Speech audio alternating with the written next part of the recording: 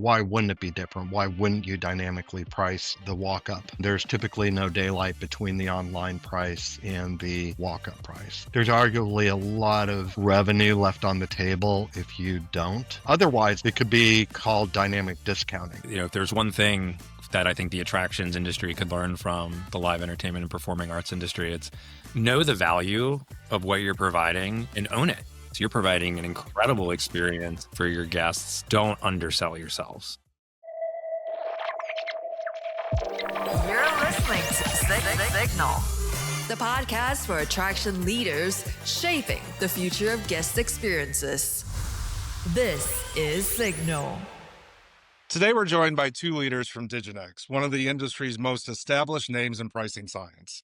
Harry Tomasides has spent over a decade helping attractions and live entertainment venues rethink their approach to pricing.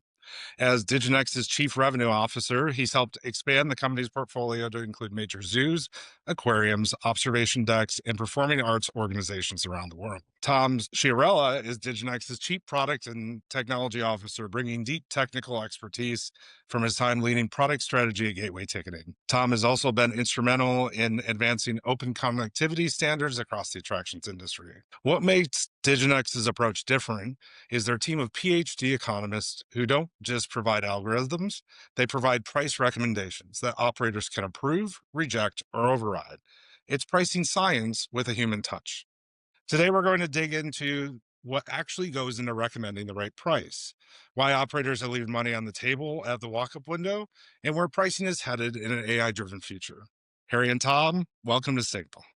Thank you. So we're just going to jump right in. Okay. Harry, you've been at Digonex for over a decade now, watching the industry's relationship with pricing evolve. How has the conversation changed from where you started to where what you're hearing from operators today? It's a little bit more educated. Most organizations are still doing static pricing, but they are all thirsty for more data-driven approaches to making decisions on pricing. It's just, how are they going to get there? I think they feel like they have a lot of data at their fingertips, but they don't quite know how to use it. Whereas maybe 10 years ago, data wasn't as much a part of the conversation. It was just a budget conversation on how much are we going to raise our prices in this budget season, for next fiscal year. Yeah, so like that, I've said this before on other podcasts, that drowning in data but starving for insights kind of scenario is kind of where you feel that we sit right now. Yes. Yeah, I would agree with that. And that's what we see too. And Tom, you joined Digonex earlier this year after spending years at Gateway on the platform side. What drew you to the shift, and what's the biggest adjustment coming from platform to pricing science? Yeah, so what drew me into Digonex were the people and the product. So Digonex has an incredible team of talented employees, like not only economists, but our customer success team and our engineers and our developers, and had a lot of conversations with Craig Lowen at the time, the previous CEO of Digonex, who drew me in conversation by conversation with warmth and strategic leadership, hand in hand. And I'd say the biggest adjustment is being on the other side of those conversations when it comes to integration. Right. Yeah. That would be a pretty big adjustment. Yeah. I was used to saying, I'm sorry, but you're not quite first on our roadmap right now. And now I'm begging to be at the top of the stack. So it's quite a shift for me in that regard. Yeah. Yeah. It's a good time. So let's start with what Digonex actually does. You have a team of PhD economists, which, by the way, is such a great tagline. I wish I could say I had a team of PhD something economists or data scientists or whatever. But what does pricing science actually look like in practice when you're working with an attraction? And either of you can answer, or both of you. I think just like any other organization, it's first understanding what their goals and objectives are. Where our economists come in is paving the path to get there. So there's a lot of time spent on understanding the goals and objectives of the organization, but then having a way to, and it's why these integrations are so important, having a way to pull in all the data in an automated way from a particular ticketing platform, and then overlay that with the different 30 goals and objectives they have whether it's attendance or growing membership or shifting attendance, whatever it is. And then the other piece of that too is, when we deliver the recommendations, the things that go into that are the goals and objectives, but also what's the pattern of behavior that the patrons are going on the website. So is there conversion of tickets? And if there is, or if they're buying too fast, what does that mean in terms of price? How do calendars factor into, local and regional school calendars factor into the pricing? And I think one of the biggest things where an economist can come in is really understanding what price elasticity means and how that's relevant to a zoo, to an aquarium, to a theme park. So the price elasticity, it may mean different prices for different days and what is the consumer responding to, or it could also mean if we're doing different prices for different times of day, what's the price elasticity between those relative days or times of day as well. And, things like strength of value proposition, any kind of macroeconomic factors. So it's a lot of things that I think that make just logical sense. So it's not like this scary big science monolith, but it's really a lot of things that makes sense that go into making pricing decisions. It's just that these happen to go into an algorithm that analyzes the data and provides the price recommendations. I have this picture in my head of like the Council of Elrond with all, except they're all economists sitting at a table, and they're all sitting there, and the data comes in, and then they deliberate and they send it back out again. But I get there's a lot of moving parts in what you just Weather, said. yeah, Weather, yeah, there's a lot of moving parts. There's a lot of weather right now. You guys come at it more from a different angle, but a deliberate choice, and you're doing pricing recommendations, not just pricing changes when it comes to that, and keeping a human in the loop. Why does that matter? Why did you guys choose to do that? to keep a human in the loop from a client perspective or from an internal, from No, a from your company. economist. Like you're not just relying on the algorithm, you're relying on kind of that human touch and experience. I think a couple things, and Tom, feel free to interject because I feel like I've taken over the conversation. Apologize. We didn't notice. No. Thanks, Tom.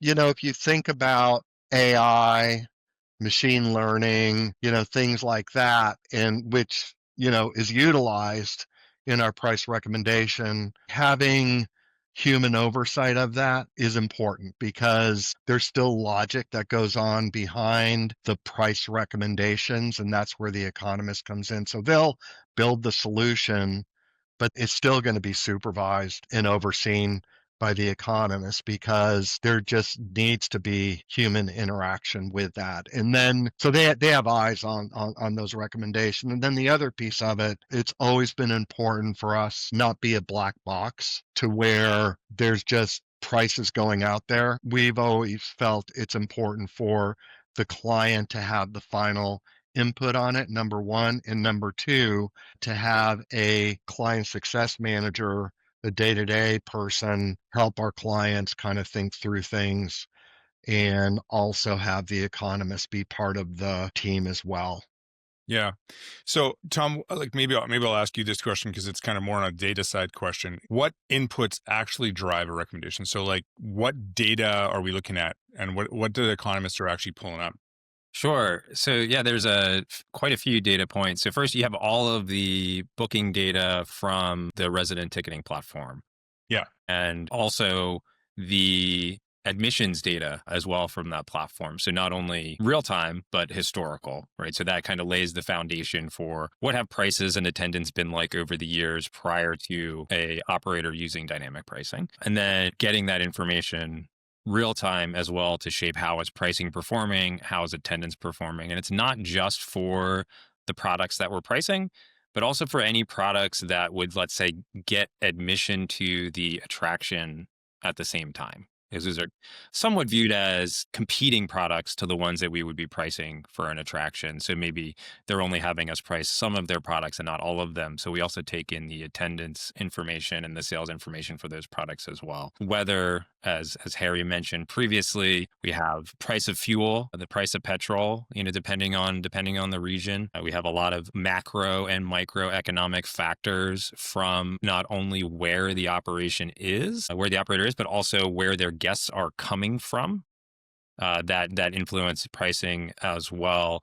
And I think web traffic, Google Analytics data, see customer behavior, and the pricing for maybe the general admission or the time ticket to that nonprofit operation that where they may want to convert that person to a member later on. So those are a lot of I might be missing a couple here or there, but those are the major. I come from the technical side as well. And so maybe I'll ask a question off script because I love going off script. It's so much more fun. What drew you? I mean, Harry's been here forever. So, I mean, we can ask Harry this question too, but Harry's been here forever. What drew you when you woke up one morning and said, you know what, it's time to move on. I need to go do something else. And you're like, you know what I really want to do? Pricing. Like, what drew you into? Yeah, it was just like that, John. I believe it. I believe it. I woke up one morning. Now, in all seriousness, the concept of dynamic pricing and all of the thought and research and development and all of the academics behind it were very intriguing to me. Yeah. Right. So just like a lot, like intellectual curiosity kind of got the best of me. Yeah, I can definitely understand that. Especially when maybe we have conversations around the dinner table or with friends and family, and they're talking about their view on, how something they saw on Amazon is now twice as expensive as it was last week. And you say, oh, I think I'm going to make a career shift. I'm going to go work for this company who does dynamic pricing. And you have the shock and the awe factor of your family and friends as well. And you were tired of being the good guy. You just wanted to play a villain for a little bit. Yeah, exactly. Right. Yeah. What I was interested in mostly, though, from more of a societal perspective, is it's not just about increasing prices and maximizing revenues. It's also about making products more approachable and within reach of various social, economic demographics in areas as well. So, I think there's a bit of a misconception, perhaps in some circles, about dynamic pricing, and that, it's a money grab. It's just looking for revenue. But really, a lot of conversations we'll have with clients are around lowering the price of their products, making them more accessible from a base perspective. And I thought that there's a lot of good that can come from having your product priced at points that are more accessible to different target demographics that you have for your facility. I think there's a misconception there. I was having this, I was sitting on vacation at one point with my daughter, and she turned to me and she said, first off, I've not asked for permission to tell this story, so we may have to cut this, but we'll see. I'm on the beach and I'm talking to her, and she goes, Dad, I'm not loving dynamic pricing that we're offering now. And I said, how come? And she said, because my generation especially is being punished by it. And she's thinking airlines and concert tickets, right? She's like, we're being punished by it. And I think I would agree with a certain amount of that there are certain industries that are punishing people for it. But I proceeded to say, listen, I mean, you've got plan ahead pricing, you've got these opportunities that you might not otherwise have to go and do these kinds of things. And I think that there is a kind of a hill to climb there still with, especially the younger generation, to try and explain why this is maybe advantageous to them, not a money grab, because there is, to your point, a real dialogue out there around that. So we're a little off topic, but anyways, it's where the conversation went. Yeah, no, it's interesting. I mean, and Harry talked about, the educational aspect of the work that we do, and there's still a lot of ground to cover there. Yeah. As far as, what is dynamic pricing? How is it best utilized? We did a session at the Arrival conference not too long ago, and that area of the industry is starting to become more aware of dynamic pricing at the smaller tour and operator level. A lot of questions, a lot of curious concerns. And one of the most interesting things that came out of that conversation was there are operators who want to drop their pricing at the gate, at walk-up point of sale, if they have space left in their tour or in their operation, but they had already offered a lower price for pre-sale how do they balance wanting to fill the open space with someone who did do pre-sale, came up and said, well, now why is the ticket less at walk up The optics are than terrible. than what I paid? So it's creating some, and those are really challenging situations. And that's, I think when we talk about the reasons why Digonex is a little bit different, we talk about the PhD economists, the customer success team, and pricing products is for our clients, it's a very personal, right? We're talking about how their products are seen by the market, what support or backlash they'll get for making pricing decisions because they are public. And because it's deeply personal, we have the people in the loop, as Harry mentioned, and we encourage our clients to be in the loop as well, because at the end of the day, what they decide to sell a ticket for matters. Yeah. Well, and I mean, sorry, Tim, I swear I'll let you get a comment in, but I was going to say this. I think that there's this intersection in why you started down this career path. Mm-hmm. As there's an intersection between human psychology, which, is definitely not a solved problem, and data science, which has more of the solved problem aspect to it. And that's a really interesting intersection between those 2 points. Anyways, go ahead, Tim. No, I mean, Tom, you touched on an interesting point, and I saw it when we implemented dynamic pricing at Maury's, but I see it across a bunch of people, and it's this need to fill the vessel or sell all the inventory or do these things, and you don't need to, because when you do pricing right, the revenue is higher. Your total amount of revenue is higher, and by leaving those empty, you actually allow for a higher price point and not undermining your own price. I think that's difficult because a lot of times, even as technologists within the industry, we do a really good job in the first part. These are all the reasons you should do it, but we don't necessarily do a good job of and this is how you should engage with it. This is how you should keep these things going. Here's the execution. I think that's a really big piece of the discussion. There are organizations out there, say Shedd Aquarium, for instance. They do a masterful job messaging dynamic pricing, what the benefits to the guests are, how the guests can make it work to their benefit.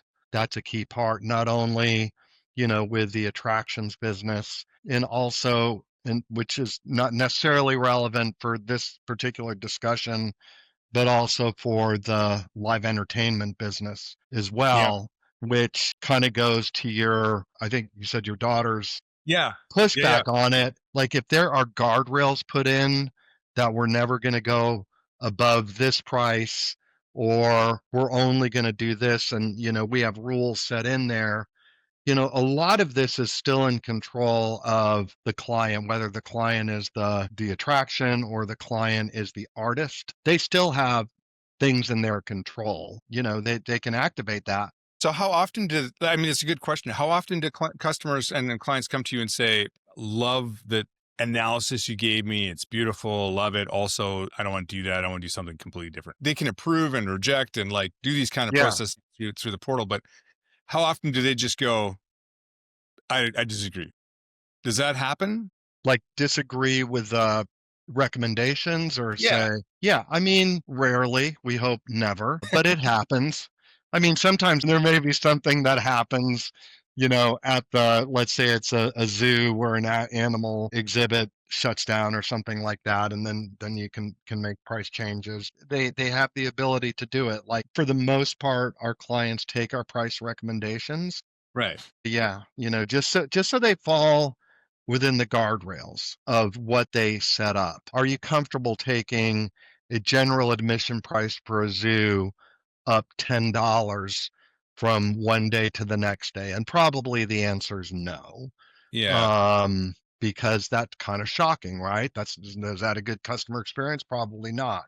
But is it, kind of iterative where it's 25 cents here, another 25 cents there, to where you can get some meaningful impact by doing that? So I think having those rules in place, that's the way to communicate it to maybe the, different generations too, is and I always have to tell my daughter this too. It's as Tom said, it's not all about a money grab and always about raising prices, and it's really about an effective price range that can attract different groups of people and what fits somebody's schedule and budget the best way. Well, and I mean, to riff off what you said and also what Tim said, which is you don't have to fill the vessel. You don't have to fill. In fact, there's all these studies done over COVID, right? About how the impact of getting back into travel and the fact that people had like really high satisfaction levels because the boat or the park or whatever wasn't full, Right. right? And so it's like, are you improving the experience? So Yeah, absolutely. we were just at IAPA and we went to IAPA Celebrates, and that's an awesome experience because you get to go to the theme parks, but just with your closest friends, 10,000 friends or whatever it is, and it's very empty. And so you're waiting 1/5 the time for rides, or sometimes you can just walk straight onto them. And arguably, that's the way I've experienced Disney and Universal most. And I think they're awesome. Then they explained to me that this is a 5-hour wait for this ride, or like a 360-minute, and you're like, good night. I'm not going to, that would be terrible. And of course, pricing is more than just the price. It's about balancing those kinds of things as well. Yeah. And that goes back to the goals and objectives of the client, right? So Right. Spending time with a client saying, what is your goal? And maybe it is, we don't want to have as much overcrowding. We want to smooth out attendance instead of having, if it's a zoo, having 14,000 people in a day or in a time period. We want to reduce that by 15%. And then we want to ship those folks to a Wednesday or something like that. So how can you use price as a lever? The guest experience is a big part of it. And one of the other things to touch on, and it would be great for us to kind of pull this data, I'm sure we talk to clients about it, at least directionally, is if you can level out your attendance and there's a little bit more space in your attraction or in your vessel, that's likely also going to increase your per caps, right? Because a guest who's having a pleasurable experience, who doesn't feel like they're elbow to elbow, who doesn't feel like it's a crowd to get to the concession stand or it's a crowd to get to the gift shop, they're going to spend more at your attraction, especially if they felt like they got a good deal on doing a plan ahead purchase and they saved a few dollars off the price, right? That becomes almost, to them, if sometimes it's free money to spend at the attraction, and they'll do it. Now it's my turn to go on a tangent. You talked a lot about guardrails, about the attraction setting guardrails. So herein lies my question. Do you guys come in and say, this is the price you should be at? And the attraction says, we're not comfortable going there. We're going to go here. Only to end up here anyways at the end because of a comfort level. Yeah. So that's very common. There was a webinar, IAPA webinar, and I remember the client saying at that point they never had a 4 in front of their admission fee. And going into dynamic pricing, they were like, there is no way we will ever go above $38, whatever it is. And then she was like, well, they kept testing and testing and testing to where 45 was kind of the norm, and they were comfortable with it. They didn't have any blowback from clients. And part of the reason they didn't have blowback from clients is because they had a lot of other choices for the guest to take advantage of. So it's a matter of clients getting comfortable too, and then holding their hand, sort of that human touch is holding their hand to get them comfortable as well. I would say that ticketing price inflation, if you were to say coming into COVID and then through COVID and outside the backside of COVID, I think we finally had some necessary ticket inflation, on pricing. It was really stagnant for a lot of years in there. I think I'm almost 25 years in this industry, and it was like the same pricing had existed for a decade. And then you had some price increases of people almost discovering that they could charge more during COVID. And then you start layering in dynamic pricing in there. I think the trouble is that there is a little bit of this airline ickiness that we kind of still have around dynamic pricing. But I just got to say this outright, and that is, if you want to go and make money and your job is to go and make as much money as possible, there are easier ways to do it than open an attraction. Right? You don't open attractions to go and make a ton of money. You open attractions. I mean, maybe if you're Disney, but I would argue that that's only part of their business. But you do it because you love it. That's passion. And you're really passionate about the people you're serving. And you need to also cover costs of everything else rising at the same point. So I don't know. I think sometimes we have the wrong end of the stick on how we approach that. Yeah, you do. Yeah. And you're right, John. And also you want to provide an excellent guest experience, Yes. right? Yeah. And how do you make your guest experience better? And at some point, it comes down to reinvesting in your property, reinvesting in your products, and that money does need to come from somewhere. So a really good match is a guest who feels like they had an incredible experience and they have no qualms about the price that they paid, and an attraction or a small operator who's able to make those incremental improvements to their facility or to their products to keep having guests come back and to continue to be able to appropriately price their products, right? Because I think, the guests and the purchasers in this space are all very much willing to pay for a premium experience, or an experience where everything was really just a pleasure and a joy, and they have memories that they're walking away from, right? They're probably not going to remember the price of the ticket unless it was unbounded and outrageous, or they're more likely to say, hey, maybe I pay a couple dollars more this year than I did last year, but look, there's something new in that attraction, or now this product comes with a different perk, or maybe I can get in early if I paid a higher fee, or I can pick a time, or I can come at any time, depending on how the operation is balancing those things. So I think there's definitely room and space for it to be very, collaborative, coexisting relationship between the purchaser or the guest and I would agree with you. It's funny. I'm 50 now, so I feel like I come from a different generation on a lot of this kind of topic. But I look at it and I go, back when I was in my 20s, $20 was a lot of money. And now I was watching an ad the other day, and it was like, it's not like we're saving you a ton of money. It's only $50. And I'm like, $50? That's pretty good. I'm like, if I found $50 in my jeans, I'd be pretty happy. Right. And we have this kind of inflation happening as well. And I think sometimes operators really have my mentality, because I would argue that a lot of operators are my age or even a little bit older at times, the owners of these companies, and they have these mindsets, which is $20 is a lot of money. But that's not in sync with the next generation that's coming up and saying, hey, I want to be careful with my money, but also I spend $15 a day on a coffee. I feel seen. No. You're 2 years younger than me. I know, but you hit me with the coffee.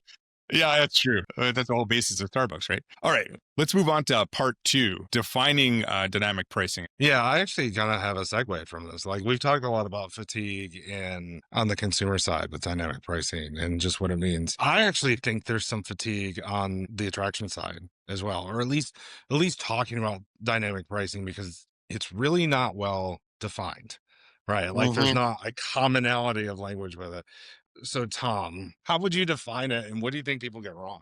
Yeah, so this is really interesting, because we did a session at Arrival on this very topic, and what we started with was a definition of the term. So from my perspective, or maybe from our perspective at Digonex, dynamic pricing is when pricing changes in real time or near real time in response to a variety of factors that are happening at the attraction, through the data of the attraction, the sales data, the admission data, and also any micro, macro economic factors that would also influence pricing, and that it is typically driven by an algorithm and also can be further informed by other business intelligence and insights that might be available to the operator, which I would say is different than rules-based pricing, which is when, as an operator, I have gone into my booking platform or my ticketing system, and I have configured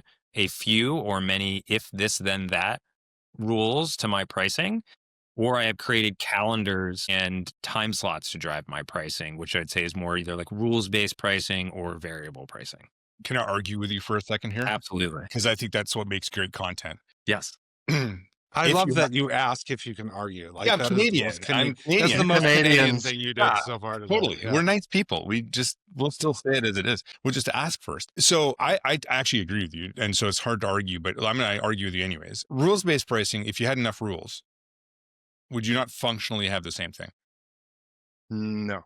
So Harry says no. I say it would be extremely close, and Yeah. maybe to certain operators, it's sufficient. Yeah. Right. Like will it be the same? No, won't be the same. I think the difference is with rules based, it's really more, let's say, booking focused. What's happening in the here and now? We're pacing at this pace. We don't quite know what the weather forecast is, but we're assuming it might be this.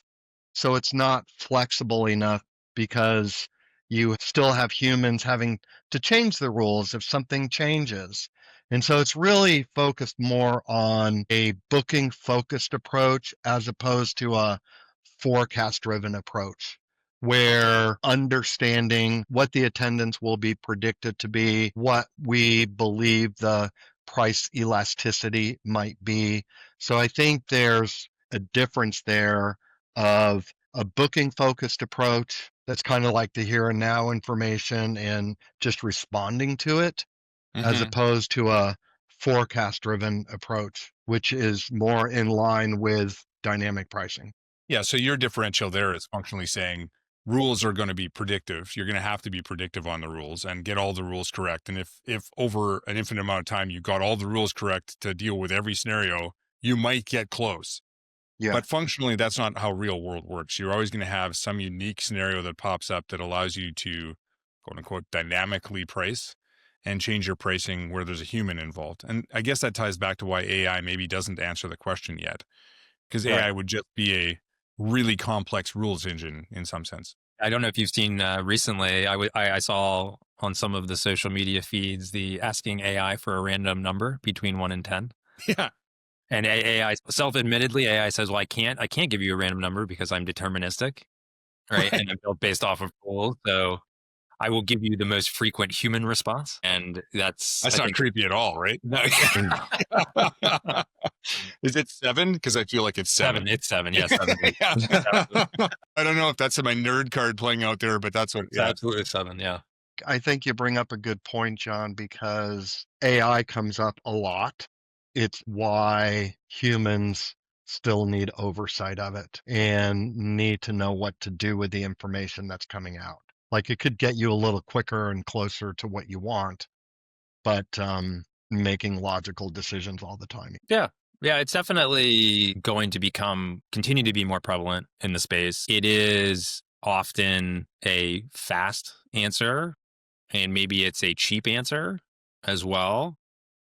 Brings you back to that good old like project management triangle of cost, scope, and quality. And I think, right, will it get close? And in a lot of places, under certain circumstances, I'm sure we could run some studies and say, okay, well, AI-driven pricing outperformed more economic algorithm-driven pricing in these scenarios, and that may be something we have to fight against and educate against as well, because to Harry's point, we're operating at a level of what are the goals of the attraction and where are they trying to go, where a lot of the rules and AI driven recommendations are going to be based off of a narrow scope of data, I would say, by comparison. There's a lot for us to learn, even as humans working on dynamic pricing. And of course, will we train the algorithms to make ourselves more efficient? Yes, but I think it will always be a step behind, at least when we're looking at kind of more of the long-term revenue goals or the long-term attendance goals for the attractions. If I wanted to ask AI, what should my price be today for this product, I'm sure it would give me an answer. And I'm sure if guests would buy tickets at that price point, will it get me to my annual revenue goals for my attraction? I'm not so sure. I mean, for a long time, AI struggled to add 2 + 2. So it has gotten there now. Or is it just giving the answer that most humans would give? No, it's funny you say that. So my son-in-law is doing his master's in real math. There's very little application to that other than being a professor that also teaches real math. And it's not like they're developing the algorithms that'll eventually give us teleporters or something. They're just like these kind of random stuff. But what's really fascinating is that if you look at it and you say, okay, is 2 + 2 4? He'll tell you maybe. Excellent. I'm like, oh, this did not get better. And I'm talking to a human. Like, Yeah. I would love to see the whiteboard for that, by the way. yeah, I know you probably I'm sure wouldn't. He also said this. He's like, the math that we use and you're comfortable with is just one type of math. And that broke my brain right there. And I'm like, you're my son-in-law, I love you, but I have no idea what you're talking about anymore. So if I'm an operator and I dynamically price walk up and online both, are there situations, and what happens if someone has paid more online for a ticket than what you can get out of the window? Like how do you message that consumer? I don't know if we've ever done that before, where the online So it's has not been like higher. the Priceline commercial with the people in the pool at the hotel, No, right? yeah, I think that the walk up, from my experience, has been the most expensive that there is, as opposed to the online. I don't think any of Diginex clients have experienced where an online ticket's going to be more than a walk up. And if that is the case, I think we would strongly advise the client to rethink that approach. Yeah, this very similar to the little bit of the conversation we were having earlier, where it's like do I fill my vessel, or if I have it, it's just like what?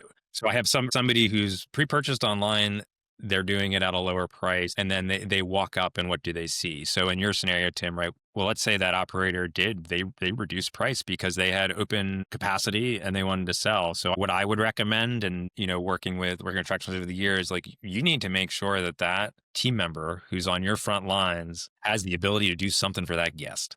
Yeah. Whether it's a voucher or it's a discount code, or you're giving them some in attraction spending funds of some sort, like they better be able to quickly serve that guest, because or else you're going to have a guest experience nightmare on your hands, and you're going to read about it in the reviews of your attraction later. So that's one way to do it. So if you were in a situation where, as an attraction, you wanted to be able to lower the price of your walk up, do it with a discount code. Do it as the walk up guests are approaching. You'll surprise and delight them if they're prepared to pay a higher amount, and you're offering discounted prices, or get it out some other way. Don't lower your advertised prices at a lower price point than somebody who purchased 2 weeks ago online paid for your product, because it's just not a good way. Well, I think people are fine with going, I spent $100 to bring my family to this attraction, but I bought 6 weeks ago. And if I buy it at the window, it's $160. Oh yeah. Right. Like I think people are all right with that. Or even standing next to someone who just bought it at the window and went, oh, I paid $160. That family only paid $100. Even if they were to ever find that out, there's still a little bit of, okay, I should have done my homework. I'll do it next time. Yep. Yeah. Who got the Black Friday deal versus who decided to buy it on Christmas Eve? Mm-hmm. And I don't think that's predatory. I think that's just literally, if you're going to not do any planning, then you can expect to pay a higher price. I also don't think that people are saying like, I paid $100 for a ticket. What did you pay? No. Yeah. I'm not sorry. That's a good thing. So on that note, we've talked a lot about pricing. I think it's assumed that we're talking about pricing online, but something that sets you guys apart is you're also doing price changes for the on-site, or at the ticket window thing. Why is it a big deal? And why do you think so many people are not doing it? I think they're not doing it because they're scared and they don't know how to execute it. But what price do we put on the brochure? Yeah.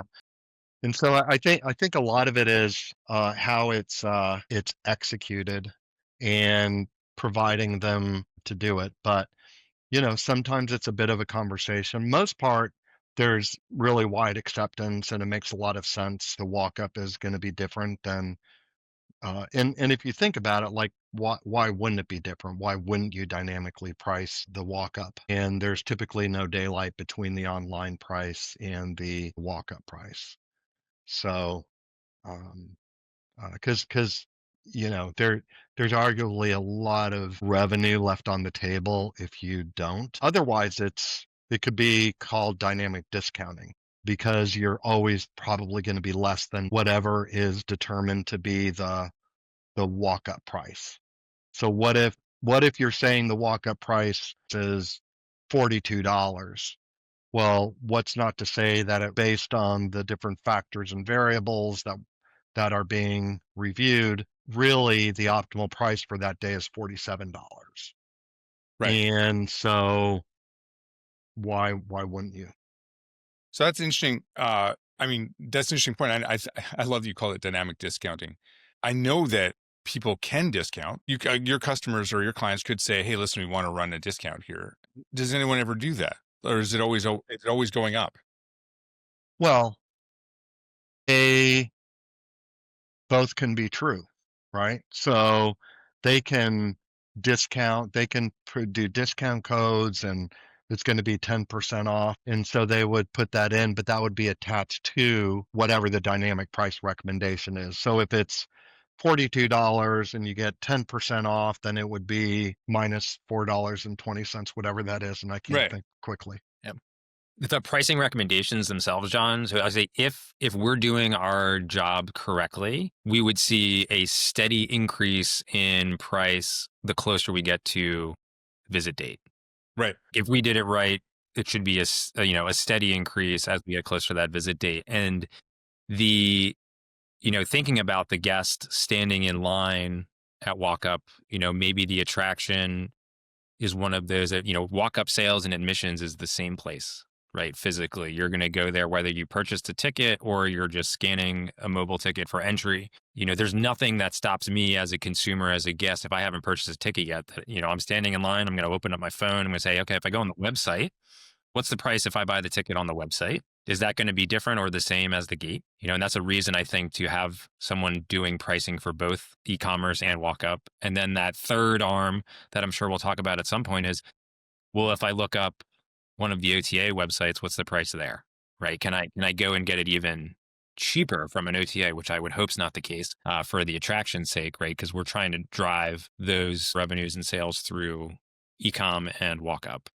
Yeah. Totally. That was the best segue I've ever heard. Yeah, on it this was a great podcast. segue. A really Yeah. fantastic segue, because the next question is actually about OTA. Let's talk about distribution channels, because of course, as we all know, direct sales and then online sales, like when you're doing your own direct sales, you're just one set of channel, one channel, really. Like, what do you do with all these other channels and OTAs with varying different levels of sophistication? Yeah, that's frequent question that we get, right? Is, well, do you also offer pricing recommendations for OTAs? And I think the answer is yes, and that depends on a number of things. One They're willing is, to take them. yeah, will they take them? Yeah. Your OTA's pricing is only as up to date as often as they pull pricing or you push pricing to them, right? Which is always a factor, sometimes a challenge, depending on the OTA. It also comes down to what your commercial agreements are as an attraction with your OTAs. Right. What are your agreements based off of? Are they based off of a base price? Are they getting some sort of like a straight commission? Is there already negotiated prices that they have in their contracts? So some of those factors can constrain what we can do with dynamic pricing. But for the same reasons that we talked about walk-up sales being important for dynamic pricing, if you're pricing dynamically for e-com, you do the same for walk-up. We would encourage you to do the same for your OTAs as well. And we have a number of integrations that kind of support that out of the box, especially if we're configuring our products in our booking platform in such a way that it's the same product or it's a derivation of a product that's going to an OTA. So they're getting maybe daily updates of a base price or another frequency of updates that's amenable to dynamically pricing through an OTA. Let's say where it gets tricky a little bit are on some of the passes that provide you access to many attractions that are geographically restrained, right? Like a city pass or a Go City pass. Those can get a little bit tricky to have variable and dynamic pricing in, but I think we have a few examples where we've done some work with City Pass to help make that make sense for guests. Yeah, and I think from our perspective too, like it's the single source of truth with the price is the ticket that goes into the ticketing platform. And then is the OTA able to consume the dynamic price? And if they're able to consume that price, then we're all good. It's just not all OTAs have done the development work on that or prioritized it. But it's not, I mean, it's not always technology. Sometimes it's the commercial agreements It could be that get in the way, commercials. right? Yeah. Yeah. I mean, to Tom's point, absolutely the commercial agreement. If an organization prioritizes dynamic pricing as those new agreements come up for renewal, they're renegotiated with dynamic pricing. Yeah, I'd say frequently it's a revision of an existing agreement because likely when they inked their commercial agreement with an OTA, they were not thinking about dynamic pricing. Many of them Right. weren't thinking about variable pricing, right? And they're very, so I say, simple but restrictive agreements. I mean, there's been a lot of work done in the industry, in the last decade on connectivity and trying to make standards, whether it's like the RESD connectivity platforms or Octo or, even Gateway Connect, and Ingresso. Like there's been a lot of work done on these things. Has that helped, or has that just simply made more noise? So I think from our perspective, it's helped because, as Harry said, we're pushing pricing information into booking platforms, ticketing systems, as those booking platforms have connectivity with OTAs, and it makes it more efficient for OTAs to get updated pricing. It really flows a lot more nicely than it did years ago. Yeah. It's an interesting phenomenon, like ticketing systems. And I mean, here I am running a ticketing system, but ticketing systems end up being kind of this clearinghouse of they both enable and almost disable a lot of things too. And there's such a lag between, I mean, there's 200 ticketing systems on the market. There's maybe a top 20 in the world of best ticketing systems that you can use. And they're all different. Like they're all just, there is no kind of uniformity there, and trying to find a way to service that is challenging. And here I am sitting on the desk of being a ticketing system. I sometimes I'd like to sit on the other side, but Tom, maybe you can tell me some stories that changed my mind. There's so many channels with the pricing that we talked about. Like from an operator's perspective, what do you say to someone or help them get their head around if they're nervous about losing control? You got on-site, you got online, you got OTAs, all these different aspects. What's the first step in getting their head around it? Well, I think let's focus on OTAs. So one of the questions that is asked is really what percentage of your business right now is OTAs? And in some cases, it's a lot, but in a lot of cases, it's like this hyper focus of solving this problem where it's maybe 5% of the business. So I think working through that process with a prospective client on maybe what are those iterative steps they can get for getting those prices into the OTA. So that's number one. And then your second question is online versus walk up, like just the different channels. No, just really around how to get your head around keeping control of your pricing when you have so many different channels. So I think that's the biggest thing is it's helpful if the client can define what that is and then develop a strategy from there. And sometimes maybe the dynamic pricing company doesn't have control over the situation, but certainly we can have some suggestions. Yeah, so we remind our clients that at the end of the day, they're always in control of their pricing, whether or not they automatically accept our recommendations or they review them or they override them. So I think that concept carries over not only into the pricing that they're offering for products that are dynamically priced, but how do they decide what inventory goes to e-com versus walk-up versus OTA or other distribution models. And there's a lot of opportunity for Digonex. I'm sure, John, you and Tim have also run into this with your clients where you're trying to help them understand where are your sales coming from now? Like, do you have the data? Let's take a look at the data. So, and you can help them understand what demographics they're already reaching with walk up versus online sales. And then when they're exploring distribution and OTAs, well, that should be complementary to what they're already addressing if where they already have reached. So helping them figure out what percentage of their inventory they should start with.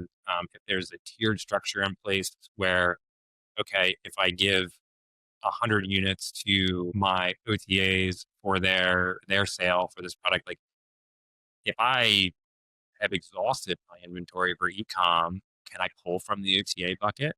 Because I know that I'll be getting higher profits off of that. And if I have leftover in ecom, can I pull from walk-up? I should be able to pull available inventory from ecom over to walk-up. So they should hopefully continue to be in control of how much inventory they're making available through those various channels, and helping them walk through kind of the initial setup where, based on like, what does the data show, right? Like where are you already selling well? Where's your blue ocean that you could expand into that you might benefit from leveraging a few OTAs? Yeah, and we're in that kind of funny spot because like I said, this is somewhere around 25 years in this industry. Mhm. And when it started, there's Jake who worked at the facility, and now 20 years later, Jake's thinking about retiring, but all data still goes through Jake because he's the one instinctually that knows best. And listen, I think Jake's done a great job. I would argue, though, we're at that really interesting crossover point where, as you started the call, you said we have a lot of data. We're starving a bit for insights. And Jake is who we go to try and get insights. But Jake he's not necessarily tied into the data. He's tied into the experience of how he thinks about the data more than he's tied into the actual raw data. And we're at this kind of interesting transition point in the industry where there's a lot of people retiring. There's a lot of people that are, moving on, and we're starting to come to terms with the fact that we need to actually analyze these things more than just how do we feel about them. And I think that's actually really exciting to be at that. Like, I don't think that's a downside. I actually think that's a huge opportunity for us to be able to really start to see how our businesses are run. What are the KPIs that are driving us? What are the things that are actually giving us a better opportunity to provide that guest experience, and maybe reducing our anxiety in the process. Because I think you're right. A lot of our customers over the years have gotten worked up about what was arguably 4% of their revenue. Yeah. I call it the pink tickets on Wednesday problem. I have to have pink tickets on Wednesday. But do you? Like, is that really a thing? How much did that drive? I just had this conversation this morning. Yeah, did you? Yeah, it's a common, very similar conversation. So let's move into the next segment. We have 2 segments left, and the first one is the behind the scenes segment. We actually put up a confessional camera at a couple of our trade shows for people in the industry to come and say, this thing happened to me. Now, we don't want your dirty laundry, so to speak, but also we want you to talk a little bit about your experience. Harry, you've been here for ages, so you can talk about things that happened 9 years ago and would never happen again now, but at least you can talk about them back then. So tell us about a time when a client implemented your recommendations and the end results surprised you, either positively or in a way you didn't expect. Yeah, I can take that one. And I would say it was negative, to be completely transparent, because I spoke at the top of this about aligning and understanding the business goals and objectives. And this particular client was really moving fast and wanted to get going, and really didn't define the expectations. And so once we got going, the expectations weren't met. So I think really having a deliberate and intentional understanding of the goals and objectives. And so that was a learning point for Digonex to just slow down a little bit, even though a potential client wants to go fast, because at the end of the day, it just didn't end up well. Yeah, the alignment wasn't there when you were done, right? And that I understand. I totally understand that. You inadvertently stole my question. Just flip it. It was supposed to be when it backfired. So how about a time when it was a positive, like the results surprised even you? Do you want me to take that, Tom? Yes. Okay, I figured. Definitive. Very definitive. You're supposed to say when we decided to hire Tom. That is what. Oh, that's a good one. Yeah, Right? that is. Nice. There was a couple of cases where the client listened to us, and these are our suggestions once we had more data on them, and the results came out, double of what, we had presented as far as an estimate. That was a happy moment, as opposed to not aligning expectations. And then other situations too, where the conversation was always about growing revenue, and that's what it was about. And then there were other byproducts that happened, kind of like what we talked about, where there was a smoothing of attendance. There was a special event that was being priced, and They were like, we get 14,000 people and it's a really uncomfortable experience, implemented dynamic pricing, and then there was 9,000 people. But there were more people on off-peak days, and we made more money that year. So, that was kind of an unexpected one as well. Last question in this category. You work across attractions and performing arts. Mm-hmm. What's something you've learned from seated venue that you would wish that more attraction operators understood? The first thing that comes to mind Yeah. is that with live entertainment / performing arts organizations, whereas an attraction may have just a general admission ticket, so it's one price, performing arts organizations may have 20 different price levels. And so there's different value for different places where somebody can sit. Can attractions use that way of thinking for day part pricing, or can they use that thinking for if we have special events or experiences that we can integrate into dynamic pricing? So kind of taking that same thinking, but that kind of comes naturally how performing arts are priced. That's fascinating because a few years ago, we were coming out of IAPA Europe, and my wife and I decided to stay a week in London. And what do? Well, we walked around museums, which are all free. And then in the evenings, we'd go to theater. And what we did is we'd go and buy the last minute sale, cheap tickets, walk up, buy them. That was the cheapest way of going. But then you would see the seat maps, and there would be 7 to 8 different types of seats. And the one that had the pillar right next to you was the cheapest one. And the front row was going to be the most expensive. But it's fascinating because when you really think about it, the experience is largely the same. Now, if you have a pillar in your view, it's a little different, and maybe you can't see quite as well, but those theaters are all small theaters, or none of them are huge.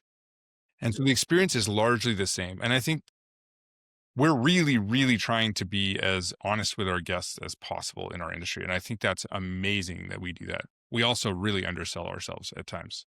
And what we're actually offering is sometimes better than we think it is, or often better than we think it is. And we undersell those tickets in the process. Yeah, that's what I was gonna add on something similar to that, John. When Harry was speaking, it's if there's one thing that I think the attractions industry could learn from the live entertainment and performing arts industry, it's know the value of what you're providing and own it. Like you are providing an experience. You're providing an incredible experience.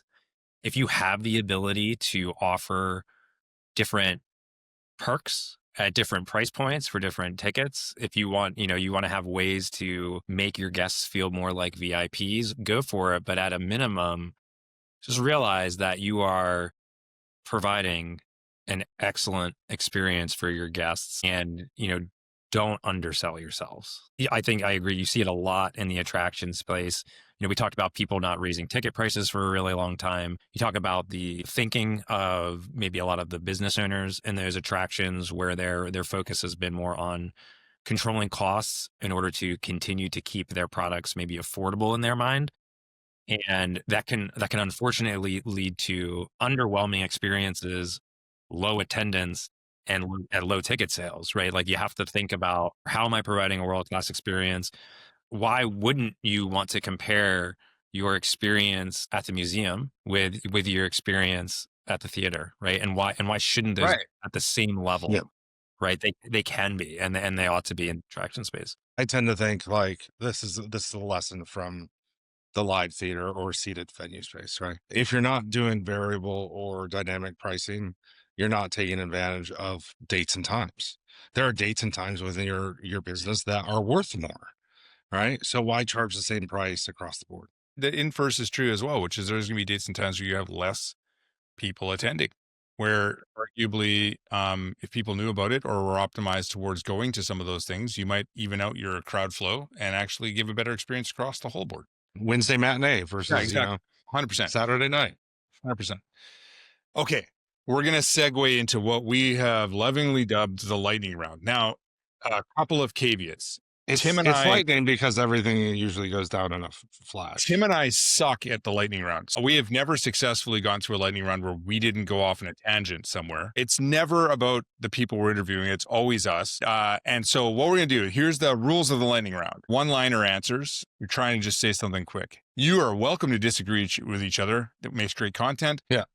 And since there's two of you and we have to go back and forth, we're also going to say your name before the question. All right. We ready? Harry, variable pricing or dynamic pricing? Pick one for a first timer. Dynamic. Tom, most overrated pricing strategy in attractions. I'm supposed to answer fast because it's lightning. Yeah. Yeah, the storm's really far away. We heard the It will thunder. definitely be a test at the end of this. Most overrated pricing strategy in attractions, Yeah. from my perspective, would be when pricing is variable and changing like over too short of an increment, like 15 increment, 30 increment. Is the price really different based off of those 15 minutes? Say that's overrated. It's too much. Tom, walk up dynamic pricing, essential or optional? Essential. Harry, most common pricing mistake you see. Not a wide enough price range. I definitely thought you were going to say not using Digonex. I had one for that one too. I would say starting too high. You're not allowed. It's only Harry's. Oh, No, go ahead. too high of a start price, I think is a big mistake. Harry, OTAs, embrace them or minimize their impact? Embrace. I mean, more distribution, the better, just so it can be executed. That's the issue, is the execution. Yeah, that's always the issue. Tom, biggest input most operators ignore. I say guest surveys, guest feedback. Tom, increasing price up and down or only up? If it's done right, only up.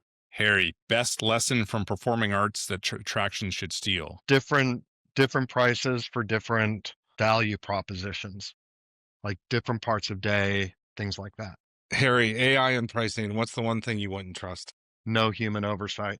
Tom, one pricing metric every operator should track. Pricing metric every operator should track. I would look at time to book. Like what's the dwell time on the product page? What's the time between product cart purchase at the price point? Tom, discounting, yes or no? Yes. Harry, most surprising data point that drives price recommendations. Weather. Harry, economists or algorithms? Who's going to win in 5 years? Economists. We should put money on that. Tom, peak pricing, day pricing, higher or lower than operators think? I think peak day pricing probably not high enough, so it's probably lower than operators think. Tom, biggest opportunity attractions are missing? For attractions that have a membership component, it's conversions. Harry, I already know the answer to this, but I'm going to say it anyways. Harry, rules-based dynamic pricing, good enough or leaving money on the table? Leaving money on the table. Absolutely. It's not biased at all.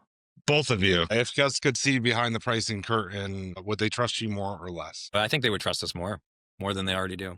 Agree. Tom, one thing you wish you could change about how attractions think about pricing? I think there's two types of attractions. One who thinks that their product isn't valuable enough, so they underprice themselves, and others who are too concerned about what fluctuating prices look like for their guests. So I think, a combination of pricing your product at the appropriate level for the value it provides and being open to prices changing on a regular basis would be important. All right. This is for both of you. Your favorite attraction you've ever visited, but as a guest, it can't be a client. Pass. Yeah, he's being I'm political. Switzerland, man. Yeah, that's good. I wonder if I should say Maury's Pier. Oh. So I think the appropriate answer to that is the next one. The next one, that's a great answer. That's a great Oh, answer. Okay. Put that in there. The final question for both of you. If you could give every GM one pricing insight before their next budget cycle, what would it be? This is where they say use Digonex. Yeah. Be open to dynamic pricing. Mm-hmm. I was going to say, don't be afraid to push the envelope. Yeah, I agree with that. Harry, Tom, for operators listening who know their pricing needs work but feel overwhelmed by where to start, what's one thing that they would do differently this week? Start doing some experimenting with their pricing, whether or not you hire a firm like Digonex or not, but start doing some experimenting for let's say, a 6-week period of time and see what happens. See how consumers respond. I'll say, from what I'm seeing in market right now and what we're seeing here at RocketRez, there's a lot more interest in being experimental and really starting to expand. And I think that is a amazing outcome of the last 10 years, even 5 years of kind of growing up digitally a little bit more and really starting to dig into heading in the right direction. And I think that's really encouraging. So I to encourage you guys at Digonex, I think that is happening and we're seeing it more and more. Looking ahead, how do you see the relationship between pricing science and guest experience evolving? Does smarter pricing make for better guest experiences, or is there a tension there? I think it's definitely there's a slight tension now. I suspect as pricing science continues to mature and evolve, we'll see a bit of a convergence between those where, guests will be happy and open to paying pricing for premium experiences or getting a deal for purchasing in advance. And there'll be a good balance. I think it's important for there to be some level of tension to make sure that we, can keep everything in check, right? We don't want to going haywire. So I think a nice, healthy tension will be there, but I do see some convergence in the future. Yeah, I appreciate that view. I think tension is really helpful. Well, I want to thank both of you for joining us. Really enjoyed the conversation. Yeah. Learning more about it. But before we go, any final thoughts for our listeners? I would say if you're looking at pricing and you're thinking about AI or you're thinking about Digonex, one of the things that you should ask yourself is, who has my data? And where is my data? And how do I feel about that? You're listening to Signal.